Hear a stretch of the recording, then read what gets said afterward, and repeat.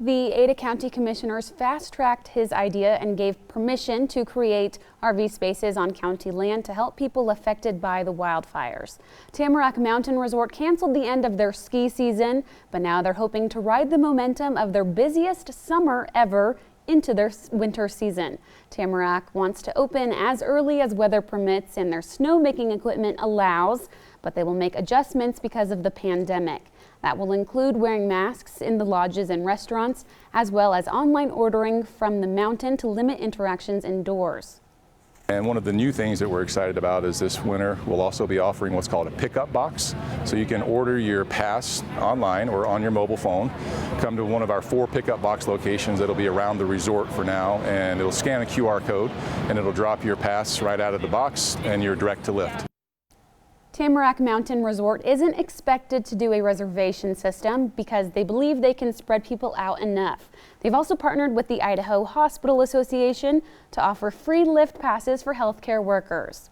If the pandemic has taught us all one thing, it's the importance of a good internet connection to allow people to work from home or conduct telehealth appointments. Idaho is investing in broadband access, and the state is getting $50 million allocated into 100 different projects, and many of them will take place in rural areas. The governor says when these projects get completed, it will show the remaining weak links in the system and help the state move further into the digital age. We know that's an issue, and now it's on steroids with kids at home, with people working from home, with our 40-fold increase in telehealth. This is going to be a dividend that's going to pay off for Idaho for a long, long time. Governor Little says this initiative will be one of the positive things to come out of the coronavirus pandemic because the benefits of increasing the broadband will hopefully outlast COVID-19. Time now to get a check of the weather. Steve Liebenthal joins us with a look at the forecast. Steve, a beautiful day in the Treasure Valley. Those cooler temperatures certainly made for a great afternoon. And we'll make for a nice Sunday as well. Sunday will look a lot like today did. We may see a shower pop up in the afternoon. We're keeping a close eye on that. But things looking nice outside right now. Nice clear skies over Boise as we look out from the top of the Red Lion Hotel. And the temperature in Boise already down to 61 degrees. If you have evening plans, I would suggest you put on some jeans and maybe a sweatshirt because it's going to get cool before it's over tonight. 58 was the afternoon high in Stanley. McCall only got up to 54 degrees today. 74 was the high here in Boise. And in eastern Idaho, cooler temperatures because of that storm that rolled through here, rolling through there this afternoon.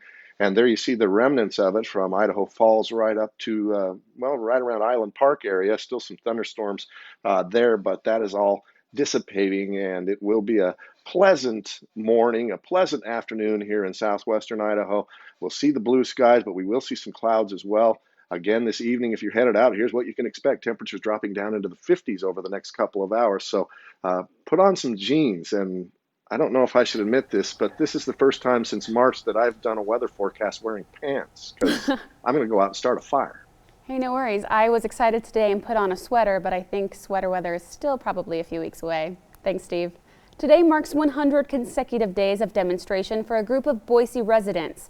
The group has gathered on State Street behind the Idaho Capitol building every day since June, ringing bells, holding signs, waving flags, and doing their best to get passerbys to honk their horns and wave to show their support for voting, supporting marginalized groups, and getting into what the late Congressman John Lewis referred to as good trouble. Well, when we started, we thought we'd do it for a couple of weeks, but then we were about halfway through the second week, and someone said, I forget who suggested, someone said, "What? We ought to do this till November 3rd. And everyone said, yeah, let's do it till November 3rd. Organizers tell Idaho News 6 the group ranges from a small group of regulars to nearly 100 people who showed up for the demonstration today.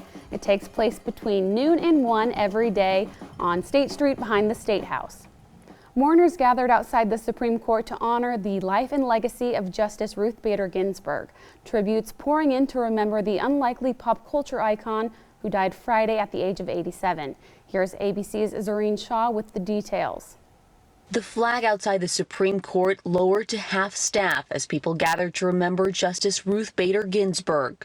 He served our country, spectacularly, and just in shock that she's gone. The memorial growing overnight, celebrating the life and legacy of the notorious RBG as she became known to a younger generation.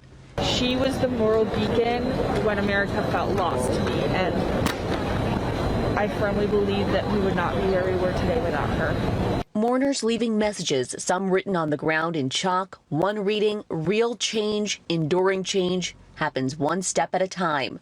Others leaving flowers, candles, and images of the unlikely pop culture icon.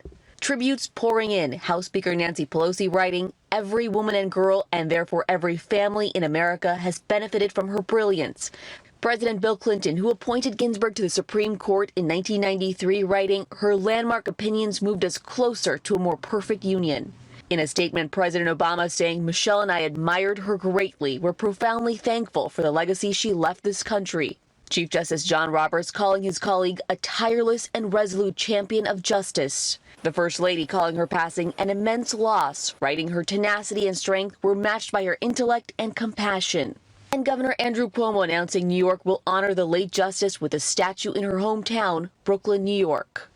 Zoreen Shah, ABC News, Los Angeles. Senator Crapo reacting to Justice Ginsburg's passing with this statement, quote, "Justice Ginsburg was a stalwart leader on the issues and causes important to her. While I did not agree with some of her opinions on matters of legal doctrine, I respect her courage to hold steadfast in her beliefs."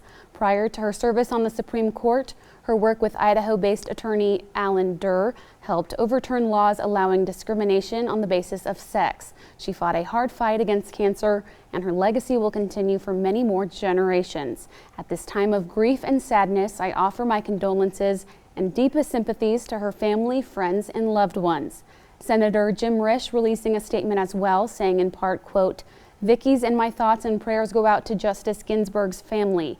I did not know her well, but I admired her commitment to public service and intellect, though I disagreed with her politically. I did, however, know her friend Justice Scalia well. All of us could build a lasting memorial to these two remarkable people by abandoning the hate, animosity, and vitriol so prevalent in politics today, and turn instead to treating everyone with dignity, respect, and kindness." Still ahead on Idaho News 6, Kuna and Nampa firefighters help fight fires in nearby states, and they're bringing their skills back to serve Idaho.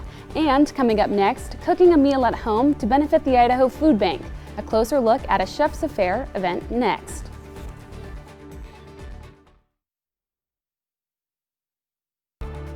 This is Idaho News 6. People participated in the annual A Chef's Affaire event tonight from their own kitchens. The fundraising event for the Idaho Food Bank is a little different this year, with participants picking up food boxes and preparing specialty dishes at home. Photojournalist AJ Howard shares a look at the event.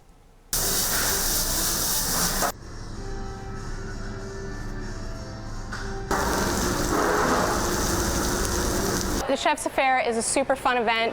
A lot of chefs come together to make teams, and then we